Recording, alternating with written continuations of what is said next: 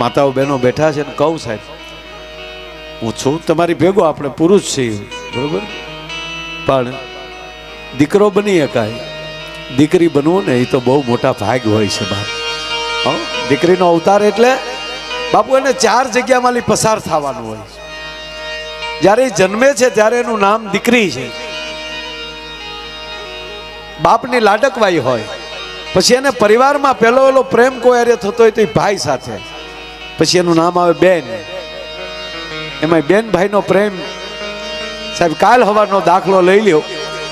મરકીનો રોગ આવેલો, બીમારી ફાટી નીકળેલી. જેવી રીતે આ કોરોનામાં કેમ જેના જે વિસ્તારમાં કોરોના હોય ન્યાય તે કહેવાય કે મૂકી દેવામાં આવતું હતું કે ભાઈ આ શેરીમાં કોઈ ન જવું. એક અહીંયા કોલોરાઇડ કરેલા છે એક પરિવારનો અડે, આપણે જોઈ લીધો એ પ્રેમ.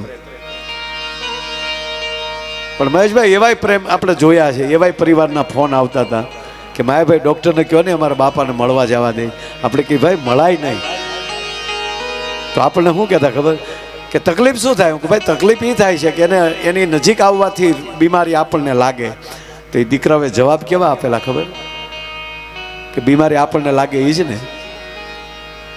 તો જે માવતરે આપણને દુનિયા દેખાડી એની ભેગું મરી જવાનું થાય તો એમાં વાંધો શું છે? પણ એની વગર જીવવું કેમ? આપણે એને એકલા રાખવા કેમ? અને સાહેબ આવા પરિવારનો વાળ વાંકો નથી થયો, મારો કહેવાનો અર્થ. બાકી તો અમુક તો હે મરી ગયા હતા હાવ, ખરેખર અમુકના તો હાવ વિચારો જ નબળા હતા. જેની માનસિકતા નબળી હતી વહેલા એને વધારે અસર થઈ. અમુકને ખાલી રિપોર્ટ આવ્યું હોય કે તમને કોરોના છે. ઓહ મને કોરોના, મને કો તો અહીંયા બોલ્યો, રોના ન્યા જઈને બોલ્યો, બોલો એટલી ઝડપથી નીકળી ગયા ઘણા. અને એમાંય પહેલી લહેર, પછી લહેર કહેવાતી હતી. બોલો પહેલી લહેરમાં તો એવું હતું ડેડ બોડી જ નહોતા આપતા, હોસ્પિટલની વ્યવસ્થા કરી નાખવામાં આવતી હતી. બધાને એવું હતું કે ભાઈ આમાં પહોંચી વળશું. પણ પછી તો બીજી લહેર તો એથી વધી કે ભાઈ હવે અહીંયા લાકડા નહોતા માણસો પાસે. બોલો કે જેવું તેવું માણસને વિદાય નથી લીધી. આવી કરુણતા કાંઈ જેમ તેમ નથી આપણા ઉપર. પછી તો આપતા કે ભાઈ તમને કીટમાં પેક કરીને આપશું ને દૂરથી રહીને અગ્નિ સંસ્કાર તમારી રીતે કરી નાખજો. એમાં ગોટાળા બહુ છે હો મહેશભાઈ. કારણ કે ઓલા પેક કરી દીધા હોય, અહીંયા ખાલી નામ લખ્યા હોય, મોઢા નહોતા દેખાય. એક ભાઈને ફોન આવ્યો તમારા દાદાને લઈ જાઓ. તો ઓલા ગાડીઓ લઈને ગયા ને વાહડેથી એમાં અલગ દૂરથી રાખીને નાખ્યા ગાડીમાં, લઈ ગયા ને અગ્નિ સંસ્કાર કરી નાખ્યો. 15 દી વયા ગયા. બોલો ઘરના એ 12મું કરી નાખ્યું. 15 દી પછી પાછો ફોન આવ્યો તમારા દાદાને લઈ જાઓ. ઓલા કે એકવાર તો લઈ ગયા, હું દાદાને લઈ જાઉં? અરે કે તમારા દાદા સાજા થઈ ગયા છે પૂનાભાઈ. અરે શું વાત છે? ન્યાય ગયા તો દાદો બેઠો બીડી પીવે. બોલો મારા દીકરાએ કે 1.5 મહિનાથી ખબર લેવા નહોતા આવતા. અરે કે આપણા દાદા તો જીવે. એટલે બોલા જે લઈ ગયા હતા એ રસીદ લઈને ગયા ઓફિસમાં કે આ 15 દી પહેલા એક બાપાને લઈ ગયા એ કે હવે એ ગોટાળો છો હોય એ છેલ્લે હરવાળો કરી લેવું. આ તમારા દાદા જીવી ગયા. બોલો આવા ગોટાળા થયા. પણ તો આ આપણે નજરે જોયું છે. કહેવાનો મતલબ મરકીની બીમારી આપણે નજરે મહેશભાઈ નથી જોઈ. ત્યારે પણ આવી જ કરુણા હતી. એટલું નહીં, જે પરિવારના બાળકો, જે પરિવારને ઘરે મરકી થઈ હોય એ પરિવારને કોઈ બોલાવતું નહોતું સાહેબ. એમાં એક બેન ને એક ભાઈ, એના માવતર મરકીમાં ગુજરી ગયેલા. 13 વર્ષની બેન અને 4 વર્ષના ભાઈને મૂકી અને એના માવતર વયા ગયેલા. હવે દીકરી કરે શું? આ જુનાગઢની ઘટના કહું તમને. ગિરનારના ગાળામાં હુકા લાકડા ગોતી અને લાકડાનો ભારો લાવી અને માર્કેટમાં વેચે અને લાકડાના પૈસા આવે એમાંથી બેનભાઈનું ગુજરાન ચાલે. અને બન્યું એવું બપોરનું ટાણું, બેનના માથા ઉપર ભારો છે. 13 વર્ષની દીકરીના કાંખમાં 4 વર્ષનો ભાઈ છે. કલ્પના તો કરો. દીકરી પરસેવે રેબ છે ભાઈ. અને ગિરનારની કેડીમાં હાલી આવે ને એમાં કોઈ માણસ એને હામા મળ્યા. કીધું બેટા તારી નાની ઉંમર અને આ ઉંમરે તારા ભાઈને લઈને તું આ લાકડા વીણવા આવ્યો છો તો ભાઈને ઘરે મૂકીને આવતી હોતો? કીધું બાબા મારા ભાઈને કોઈ ઘરે રાખે એવું નથી. અરે પાડોને દેવાય. પાડોને કેમ દઈએ અમે? મરકી વાળું ઘર, અમને કોઈ ખમા નથી કહેતું. કે તું બેટા તારા માથા ઉપર ભારો અને કાંખમાં ભાઈ એ ભાઈનો ભાર નથી લાગતો તને? કે આ દેશની દીકરીએ જવાબ આપ્યો હતો કે સાંભળી લો વડીલ, જેથી બેનું ને ભાઈઓના ભાર મળશે ને લાગવા, તેથી મિલિટરીમાં ભરતી થાય એવાને જનેતા જન્મ નહીં દઈએ કે ભલા માણા. હે, એને રાખડી નહીં બાંધી શકે. તો અતિ પ્રેમ છે. એ બીજું નામ આવે છે, એ છે બેન.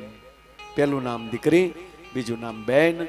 અને એ જ બેન ઉંમર લાયક થાય, 4 મંગળ ફરી અને બીજાને પારકે ઘેર વહી જાય, ત્યારે ન્યાયનું નામ આવે છે એ વહુ. અને પછી એ દીકરી દીકરાને જન્મ આપે ત્યારે એનું ચોથું નામ પડે છે એ માં. પછી દુનિયામાં માથી મોટું આ જગતમાં કોઈ નથી ભલા માણસ, માથી મોટું કોઈ નહીં. જળધાર કે જગદીશ, પછી એને સૌ કોઈ નમાવે શીશ. ઓલું અંબા આગળ આલિયા, પછી માથી મોટું કોઈ ન હોય. માની માં હોય ને એને આપણે નાની કહેવી પડે. કહેવાનો અર્થ કે આપણા 3-4 પરિવારની માં હોય એનું જો એટલું માતમ હોય તો આ જગતની માવું 3 મંદિરમાં બેઠી છે, એની પ્રતિષ્ઠા છે. એ માવુનું કેવડું માતમ હશે. અને માના અમે ગુણગાન ગાઈ શક્યા, એનો અમને આનંદ છે. આપ બધાએ અત્યાર સુધી આ કાર્યક્રમને માણ્યો તે બદલ આપ બધાને માતાજી ખૂબ સદવિચારો આપે, ગામનો હંપ વધારે. અને ખરેખર કહું કે આવું પહેલું ગામ જોયું કે આઝાદી ત્યાં આજ સુધી આ ગામમાં ચૂંટણી નથી થઈ. એને હું ખૂબ ખૂબ ધન્યવાદ આપું છું. આવો નવો હપ જાળવાઈ રહે, 18 વરણ એક થઈને રહે. નાનો માણા હોય એનો પગ પકડવાને બદલે એ બાવડું એનું પકડી અને એને સાથે બેહાડજો, એને મદદ કરજો. અને ભારુડા જેવો પ્રેમ કાયમ માટે આવો વધતો રહે એવી માં જગદંબા ઉમિયામાં, માં અંબામાં અને માં ગાયત્રી માના ચરણોમાં પ્રાર્થના કરી અમારા દરેક કલાકારોને એકવાર તાળીઓથી વધાવો. બધાએ ખૂબ આપણને આનંદ કરાયો. તમામ દાતાઓને ખૂબ ખૂબ શુભકામના આપીને આપ બધાને ખૂબ ખૂબ પ્રણામ સાથે આજના કાર્યક્રમને પૂરો જાહેર ન કરતા ઇન્ટરવેલ પાડીએ છીએ. ઇન્ટરવેલ એવડો કે ફરીવાર પાછા ન મળી એવડો. હા, મને ખબર છે તમને ઊભું થવાનું મન નથી થતું, અમને જવાનું મન નથી થતું, પણ એક બાજુથી પાછું એ થાય કે સવારે પાછા ઓલા યજ્ઞમાં બેઠા બેઠા સ્વાહા કરતા હોય છે, એની સેવામાં બધાને રહેવાનું હોય. અને ખરા અર્થમાં તો એ જ છે ને, એ જ આનંદ છે મોટામાં મોટો ભાઈ. હા, જ્યાં આનંદ આવી જાય, જ્યાં ભગવાનની કૃપા થઈ જાય. અને ત્રીજી વાત એ છે કે આપણો શેરો આપણે જોતા થઈ જાય ને, એની જેવું એકેય નહીં. બીજાને જોવું શેરો એની કરતાં આપણો શેરો આપણે આપણી જાતને ઓળખતા થઈ જાય ને, તો એમાં કોઈ દી તકલીફ ન પડે.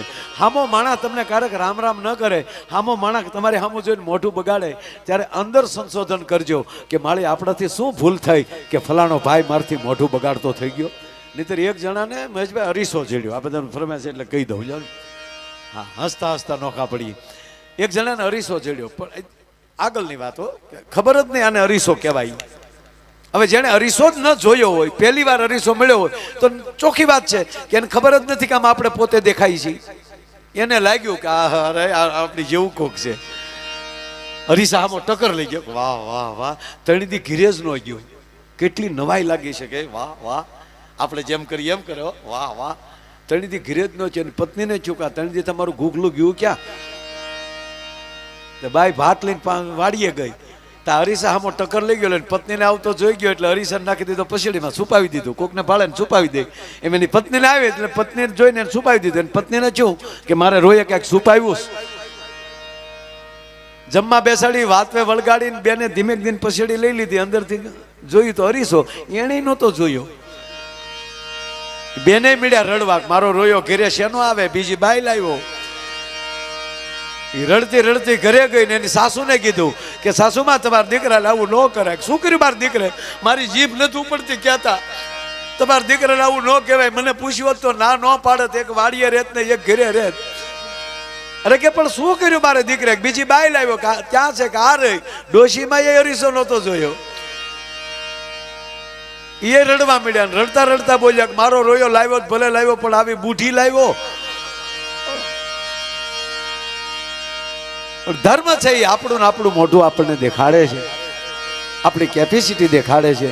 એમ રહેશે ધર્મ તો રહેશે ધરા, નહીતર ખપ જાહે ખુરતાર. તારા ધર્મ ઉપર વિશંભર, હવે રાખ ને તું રાણ.